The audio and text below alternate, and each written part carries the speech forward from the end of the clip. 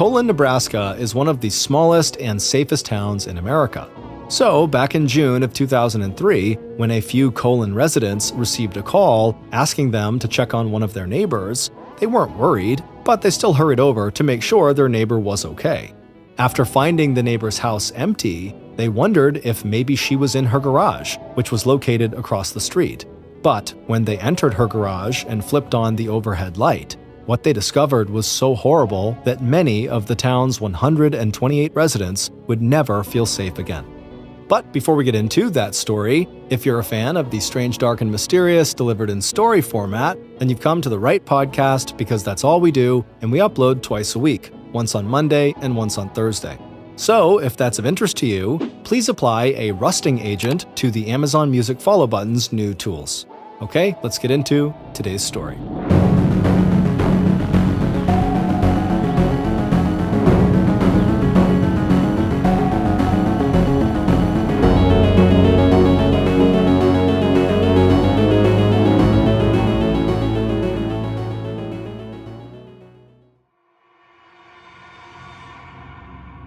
"66-year-old Sharon Erickson loved being retired, and as the former assistant treasurer of Saunders County stepped out of her house on this cool Thursday morning in June of 2003, she thought, not for the first time, that one of her only regrets in life was that she hadn't retired a few years sooner.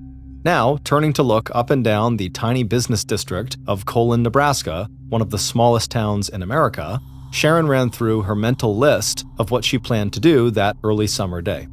After spending 37 years collecting tax revenue and keeping perfect records of complicated financial transactions, the routines that Sharon had put in place over the last 5 years of her non-working life had given her the time and opportunity to pursue her own interests and hobbies. And even though getting her hair styled every Thursday afternoon was not exactly a hobby, it was one of the weekly appointments that Sharon looked forward to the most. Putting her hand up to her brown hair, Sharon patted the big puffy curls that had been her signature style for as long as she could remember. And since the hair salon where Sharon went every week to have her hair done was out in Cedar Bluffs, that meant an enjoyable 10-minute car ride due north to a town that was more than 4 times bigger than Colon, which clocked in with just 128 residents. For Sharon, the drive to Cedar Bluffs was also a trip down memory lane. This was where Sharon had gone to high school, the same high school where Sharon's mother had spent years of her teaching career. In addition to seeing some familiar sights and maybe grabbing a quick bite to eat, Sharon's weekly appointment was always a nice opportunity to chat with her hairdresser about what was going on in Saunders County, where both towns were located, and to exchange local news, personal stories, and opinions about everything from the weather to state and county politics.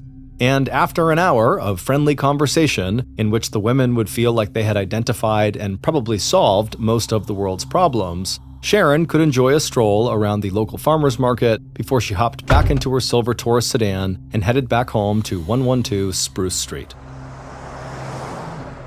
Sharon knew that from the outside, this weekly visit to Cedar Bluffs, along with her other daily and weekly routines, might look unexciting and even boring. But to Sharon, who had been divorced for many years and who did not have any children, these routines represented all the ways in which she had become part of the social fabric of Colon, Nebraska, her home for the last 47 years. And it was this connection that had made Sharon's retirement meaningful. As the strongly built woman with bright blue eyes and big hair stepped into the post office right next to her home, she stopped long enough to say good morning to the postmaster, Rick Hartman, before walking over to her post office box to check for mail. Sharon was good friends with Rick. She had hired him to do various repairs and improvements to her house, and when Sharon was away on one of the trips she enjoyed taking with her cousin, who lived 40 minutes south in Lincoln, Sharon left her house key with Rick so he could keep his eye on the property while she was gone.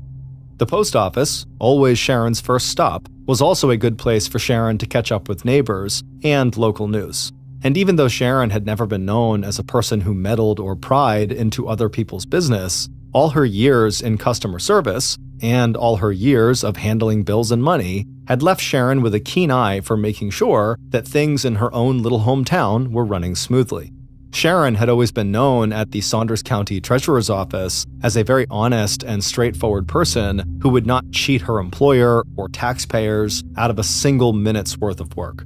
She was also known as someone who would not shy away from confronting someone if she thought they were doing something wrong or inappropriate. That was an attitude that Sharon had learned as the oldest of 3 children who'd been raised on a farm in Dodge, Nebraska, and who'd grown up taking care of land and livestock. In fact, here in Colon, there was a whole generation of 20-somethings who could remember Sharon calling them out when they were just children or teenagers if they got up to any trouble or mischief. And that no-nonsense attitude was also on display when it came to Sharon's prickly relationship with one of the long-distance truckers who sometimes parked his rig overnight on Colon's Main Street and left the engine running and the wheels of his truck partway on the sidewalk right in front of Sharon's home. As the postmaster, Rick, and everyone else in the tiny town knew, Sharon had an ongoing argument with the trucker, and, like everything else in Colon, disputes like that sparked plenty of satisfying gossip, and there was speculation that the trucker actually enjoyed riling up his strong-willed and outspoken critic. But except for her disagreements with this trucker, Sharon Erickson was one of the most popular and best-known residents of Colon. Even Sharon and her ex-husband, Robert Lee Erickson, had parted on good terms, and when their marriage ended, Robert had left 2 commercial properties to his ex-wife. And after the divorce, Sharon had converted Erickson Market, a little grocery store, into her private home, and on the lot across the street, she now had a garage where she kept her car. But it was what Sharon had done with part of the former grocery market that had won her a special place in the heart of her community. When the bar/cafe in Colon, where residents would all go to grab coffee and talk, closed down, Sharon had hired Rick, the postmaster, to remodel the front room of her home into a little community meeting place with tables and chairs and free coffee. And then Sharon handed out keys so Colon residents could come and go as they liked. And not only did Sharon offer free refreshments, she could also still help Colon residents out with questions or any problems related to their county tax bills. After chatting for a few minutes with Rick, Sharon waved goodbye to her friend and walked out of the post office to make her next stop at the local bank. Not only did Sharon keep her checking and savings account there, she and the bank employees had shared a common career in managing and keeping track of money, and so there was always common ground for discussion. Except now that Sharon was retired, she mostly just liked to talk about what vacations she might like to take with her cousin. Along with her skill as a dancer, who never missed the chance to twirl the night away with her local singles group, Sharon also loved outdoor activities like fishing and visiting her sister out in Colorado. By the time Sharon had arrived home late that afternoon from her trip to Cedar Bluffs, she was looking forward to the phone call that was always the final scheduled event of her day. After pulling her car into the small tan garage that was located across the street from her house, Sharon walked outside and used the remote to close the garage door. Then she turned and crossed Spruce Street to her red brick home with the big glass windows that faced onto the street. Although Sharon was not someone who scared easily, as a single woman living alone, she was very mindful of her personal safety. While she had welcomed the community into one of the front rooms of her house, that room was closed off from the rest of Sharon's house, and Sharon had made sure that her window coverings blocked any view from the street into or out of Sharon's living space. About a year and a half ago, Sharon was sure that while inside her house, she had seen one of her doorknobs turn, as though someone outside was checking quietly to see if the door was unlocked. In response, Sharon had immediately installed door alarms that were designed to go off in the event of any forced entry. Behind Sharon's house, there were only a handful of other residential buildings separated by a narrow alley from Sharon's own property. And about a half block away, there was also a small field containing long, round, white steel tanks filled with anhydrous ammonia. Anhydrous ammonia was one of the ingredients used to make fertilizer, but it was also one of the key ingredients that went into the illegal production of methamphetamine, the highly addictive and popular stimulant that, in the last several years, had driven up the rate of crime and health problems throughout the population in the rural Midwest. Concerned about the alleyway and about people trying to steal anhydrous ammonia from those tanks, Sharon had enclosed her own backyard by putting up a 6-foot-high chain-link fence, leaving just the back and side doors with access to her fenced-in backyard. Now, glancing at her watch, Sharon stepped up to her front door, turned the key, and let herself inside her cozy wood-paneled living room. Sharon was looking forward to changing into comfortable clothes, admiring her freshly styled hair, then settling into the soft brown armchair tucked into the corner next to a reading lamp. And then, at 5 p.m. sharp, Sharon would do what she did every day, chat on the telephone with her cousin in Lincoln. The two women, who enjoyed traveling together and who visited each other at least several times a week, had plans to get together that Sunday for lunch and a movie. After chatting for a few minutes, the two friends confirmed those plans and then ended the call. As for the rest of Sharon's day, it wouldn't be too long before Sharon made one quick circuit of her house and made sure all the doors were locked and she was buttoned up tight for the night. Not that Sharon expected any trouble. After all, if there was one person in Colon who knew all of her neighbors and practically everybody else in town, it was Sharon. To her, the little town of Colon was an open book, and a book with its ever-changing stories and secrets that Sharon never tired of reading. And besides, when it came to personal safety, Sharon had one more line of defense. Tucked inside the drawer of her nightstand, right next to Sharon's bed, was a small Beretta handgun. It wasn't until the evening of Monday, June 30th, 2003, that Sharon Erickson's cousin in Lincoln picked up the phone and dialed the number for the state bank in Colon, where Sharon did her banking. Sharon and her cousin had spent the previous day, Sunday, having lunch together and watching a movie. When Sharon had left Lincoln at 4:30 p.m. that Sunday afternoon, the two friends had said goodbye and promised to talk again the next day, Monday, at the usual time, 5 p.m.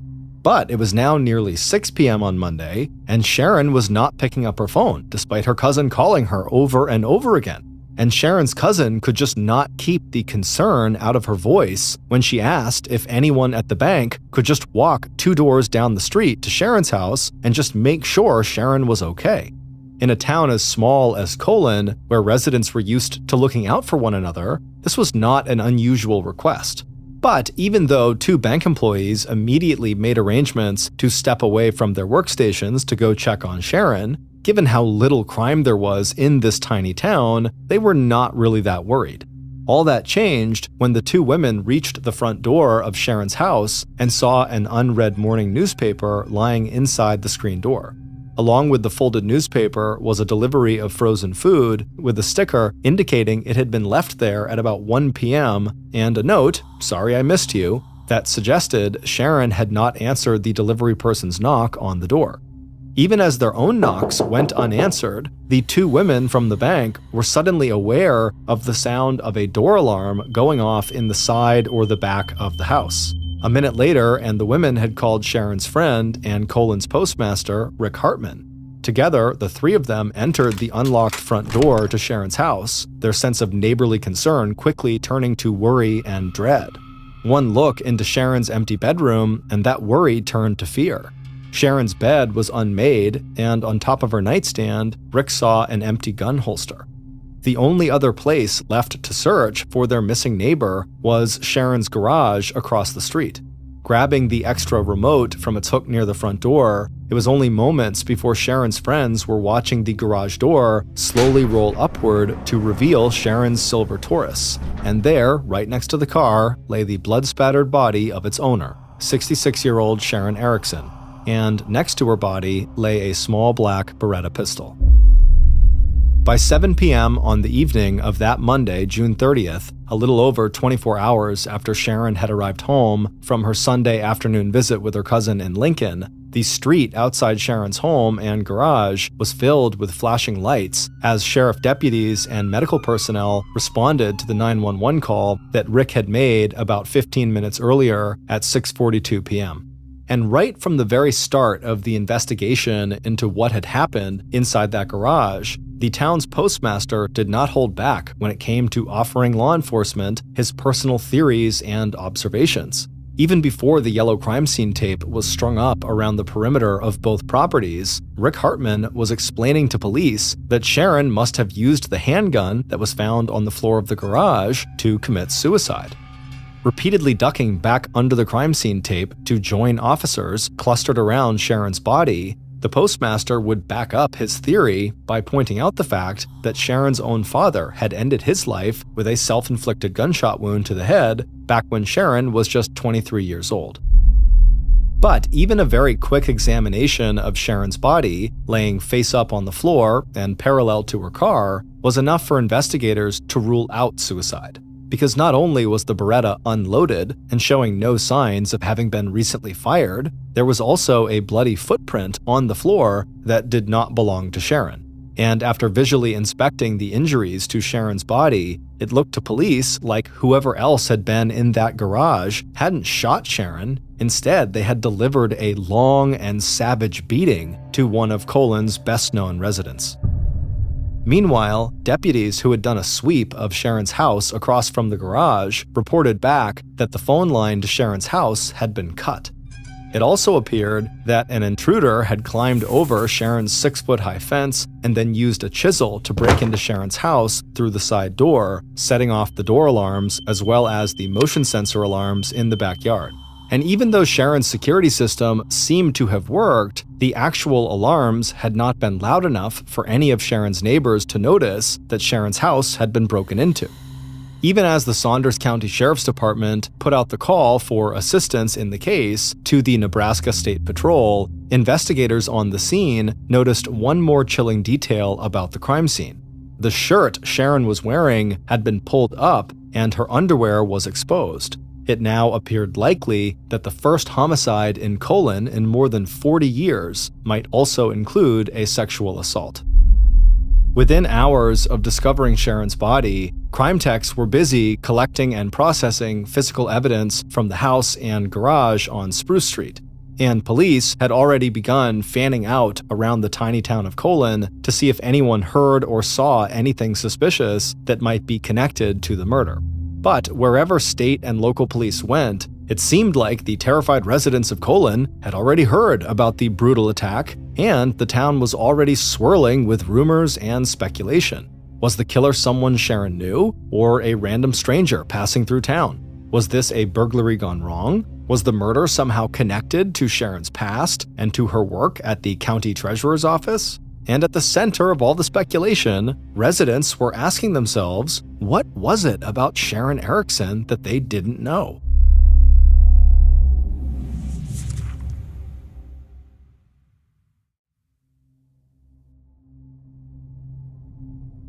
By Tuesday, July 1st, the day after Sharon had been killed, there was already one name at the top of investigators' list of possible suspects: Colon's postmaster and volunteer firefighter, Rick Hartman. In the absence of a husband or romantic partner who might have had a personal motive for killing Sharon, Rick appeared to be an exceptionally close friend of Sharon's, someone Sharon had entrusted with a key to her house, and someone who had helped her with improvements to her property. Rick had also drawn suspicion to himself with his intense interest in what police were thinking and doing, and by repeatedly showing up near and even inside the marked-off crime scene areas. At the same time that police began to have conversations with Rick about his movements in the days leading up to Sharon's murder, investigators were also following up on another possible theory that Sharon's murder had been the result of a robbery gone wrong. Even though nothing of value seemed to be missing from Sharon's house, investigators were looking at the possibility that the break-in had awakened Sharon, who then confronted the robber with her unloaded pistol before fleeing from her house to the safety of her garage and the cell phone she kept inside her car. It was there that Sharon had been attacked and killed. But it wasn't long before both theories, Rick as murderer and robbery gone wrong, seemed to hit a dead end. Rick's wife and family confirmed his alibi for the likely time of Sharon's death. As for the robbery, the only person in town with a history of criminal offenses was a 24-year-old man who lived with his mother in a house across the alley behind Sharon's house. But like Rick, James Mars also had an alibi for the time of the murder. He'd been out drinking with friends in the neighboring town of Wahoo before arriving back home, checking in with his mother, who was asleep on the couch, watching TV, and then going to sleep in his bedroom. Like everyone else in Colon who police would interview over the next 2 weeks, James knew Sharon. but his only real contact with her had been when he was much younger and would sometimes pick up a few dollars, helping her with yard work or shoveling her snow. Meanwhile, the autopsy report on Sharon's body, which was released to police 7 days after her murder, had confirmed police suspicions that Sharon had been sexually assaulted before she was killed. Unfortunately, the DNA samples that the medical examiner had collected from Sharon's body and clothing were not large enough to produce a DNA analysis definitive enough that police could use it to identify a possible killer. Police also came up short on other physical evidence. It appeared that the killer had not left any fingerprints or any trace of his own blood or tissue either inside Sharon's house or garage, or on the unfired gun that was found near Sharon's body. With James Mars and Rick Hartman on the back burner as suspects in this case, police turned their attention to 2 other possible leads. After hearing about the arguments that Sharon had had with the trucker who sometimes stopped over in Colon, investigators hopped into their service vehicles and drove throughout Saunders County, asking at gas stations and truck stops about a man with a red rig that had an eagle on its front license plate. At the same time, investigators were spending hours tracking down any possible link between Sharon's death and the drug trade. Specifically, whether Sharon might have been killed because she witnessed someone stealing anhydrous ammonia, the key ingredient in meth, from the tanks located half a block from her house. But almost 3 weeks after Sharon's murder, both of those leads had dried up too. That's when the trucker, unaware that there was an all-points bulletin out for him and his rig, passed through Colon again. But when he was stopped and questioned by investigators, the trucker presented gas and travel receipts that showed he'd been out of state at the time of Sharon's murder. By then, investigators had also failed to turn up any connection between Sharon's murder and the operators of any local meth labs. By late July, almost 7 weeks after Sharon's murder, state and local investigators were no closer to finding Sharon's killer than they had been on the evening her body had been found sprawled out on the floor of her garage. And even as the residents of Colon were becoming more and more desperate for answers, the only thing detectives had left to do in a case that was quickly starting to go cold was to send the DNA evidence collected from Sharon's body and clothing to the crime lab at the Nebraska State University Medical Center for more advanced and sophisticated testing. Investigators also circled back to Colon's postmaster, Rick Hartman, raising the possibility that his alibi was not so solid after all. And as the cornfields surrounding Colon, Nebraska ripened over the course of that hot Midwestern summer, the rumor mill inside the little town had also heated up. And at the center of the gossip over Sharon's murder was speculation that Rick and Sharon had been having an affair that had somehow ended with Sharon's violent assault and death. And in October 2003, 4 months after Sharon's murder, investigators got a tip that put Rick right back in the #1 position on detectives' list of suspects. At a recent garage sale of Sharon's furniture and other belongings, Rick had made what police viewed as a strange and suspicious purchase. Colon's postmaster showed up at the estate sale and bought Sharon's mattress.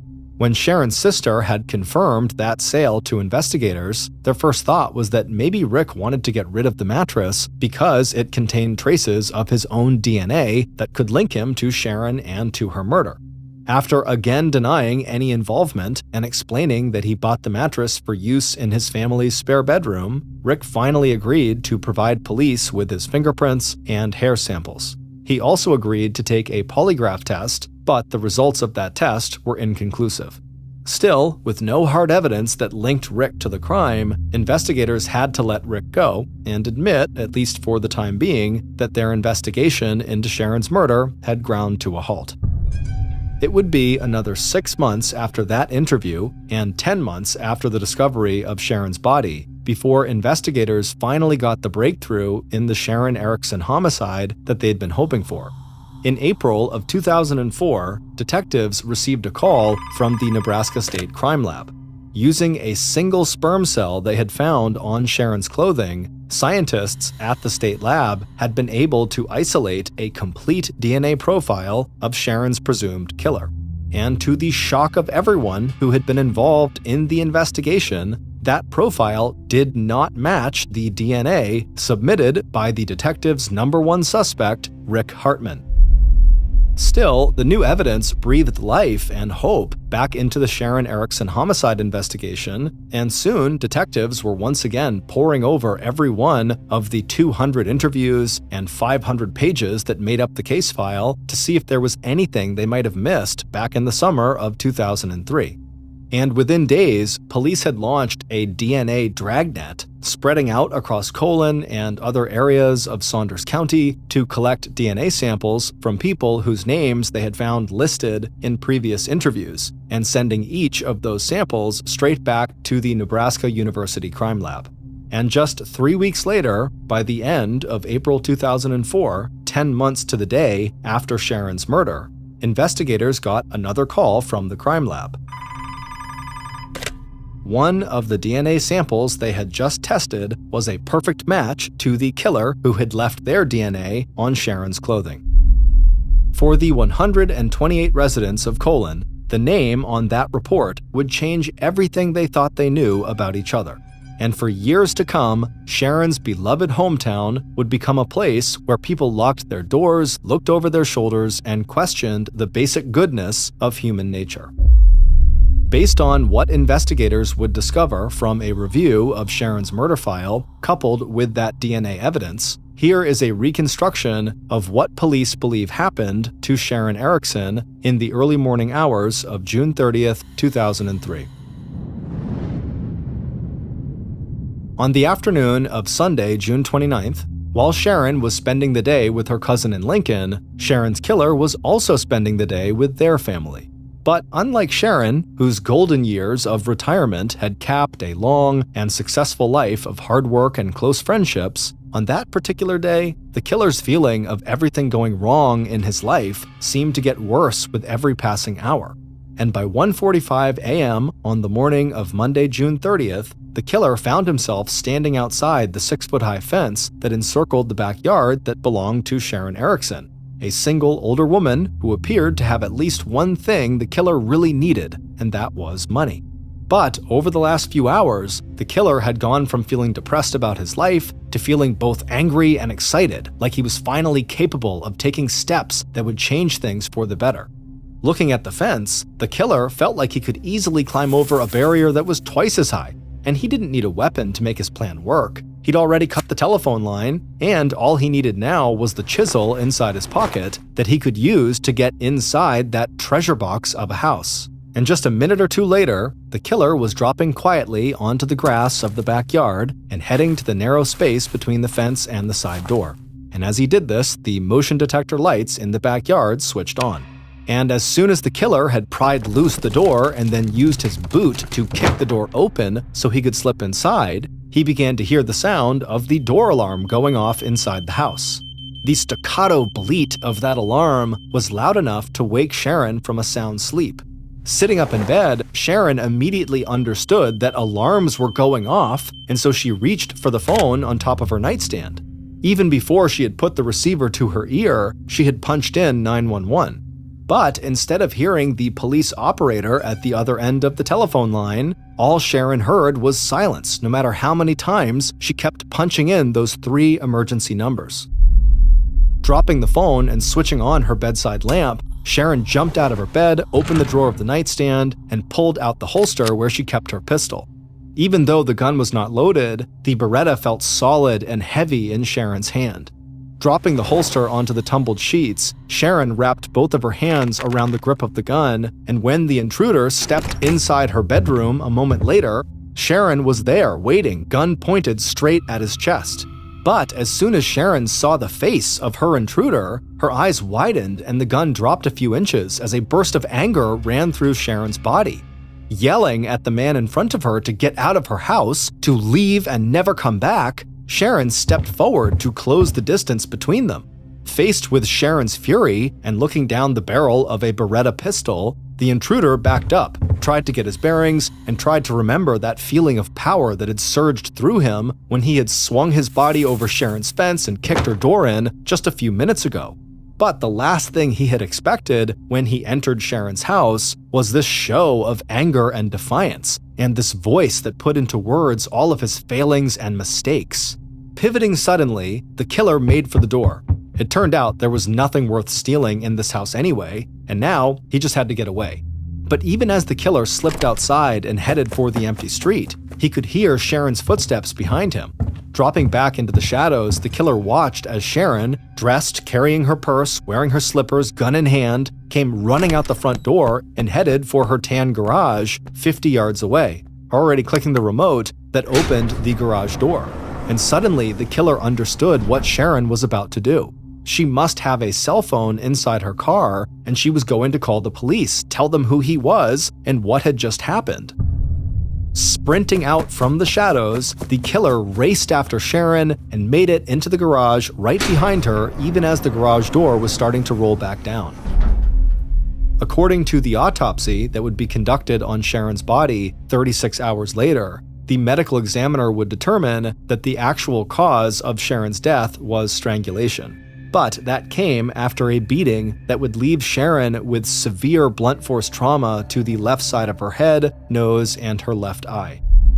Defensive wounds all along the left side of her body, along with cuts and bruising to her face, arms, and legs, all indicated that Sharon had struggled against her attacker with all of her strength.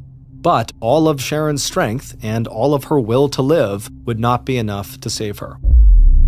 Before the attack in that garage was over, Sharon's killer, a man Sharon had known since he was a small child, sexually assaulted the 66-year-old retiree who had spent most of her life helping other people. Finally, Sharon's killer unwrapped his hands from around Sharon's throat. But when he looked down at his victim, Sharon's killer was shocked to find that Sharon was still alive. Exhausted, 24-year-old James Mars, who had been one of the teenagers Sharon had once scolded for getting into mischief, climbed to his feet. Stepping onto Sharon's chest and neck, he could feel her ribs and the bones in her neck start to break under the weight of his boots. He literally stamped the life out of his victim. It would turn out the alibi James Mars had given investigators back in July of 2003, about 11 days after Sharon was discovered, was riddled with lies. After spending the afternoon of Sunday, June 29th, just across the state border in Kansas, helping his aunt put a new roof on her house, James headed back into Nebraska to drink beer at one of his friends' houses. But by 12:30 a.m. on Monday morning, June 30th, James and at least one friend had gone to a local bar where they continued to drink for another half hour or so until they moved to a second bar called the Oasis. But they arrived at the Oasis right as the bar had stopped serving alcohol.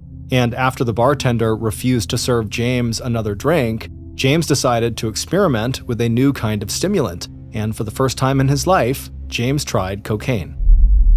Too drunk and high to drive back to Colon using the main roads where he might be stopped by police, James left the bar nearly an hour earlier than he had told police, arriving back at his mother's house not at 2:30 a.m., but at 1:30 a.m. After digging into James's alibi, police would discover that one of James's friends had agreed to lie about when James left the bar, and James's mother may only have been guessing at what time James had actually arrived home. But one thing is certain, James did not just go straight to bed after watching a few minutes of TV in his mother's living room. Instead, by 1:45 a.m., riding a cocaine and alcohol high, James had decided that he could at least solve one problem in his life, the fact that he was flat broke, by robbing his neighbor who lived just across the alley that separated their two houses. James figured that Sharon, older and single, would be an easy target. Instead, as soon as Sharon had recognized who her intruder was, she confronted him in the same way she had when he was a teenager, asking what he thought he was doing and telling him to get out of her house. But after doing exactly as he was told, James saw Sharon make a run to her garage, and the thought of her calling police and getting him arrested, along with everything else that was wrong in his life, like the fight he'd just had earlier that night with his longtime girlfriend, his young daughter who didn't live with him, the string of part-time farm work rather than any steady job, all caused James Mars to snap. As he said to investigators when he later confessed to Sharon's murder, quote, "I blew my cork," end quote. It wasn't until April 16, 2004, 10 months after Sharon's murder and 6 months after James had moved out of Colon to Lincoln, Nebraska, that detectives located James, re-interviewed him, and requested a DNA swab, which he agreed to give them. 13 days later, on April 29th, James's DNA came back as a complete match to the sperm cell that was found on Sharon's clothing. 5 days later, on May 4th, 2004, James Mars was arrested and charged with first-degree murder. 3 months later, in August of 2005, James Mars avoided a jury trial by pleading guilty to a lesser charge of second-degree murder that he believed would come with a maximum sentence of 20 years in prison. Instead, in January of 2006, 3 years and 6 months after killing his next-door neighbor, James was sentenced to life in prison without the possibility of parole. Explaining the severity of the sentence, the judge told James, quote, "Nothing I can say or do to you today can repair what your actions have done. You've taken a loved one, terrorized your community, and placed residents under a cloud of fear and suspicion." End quote.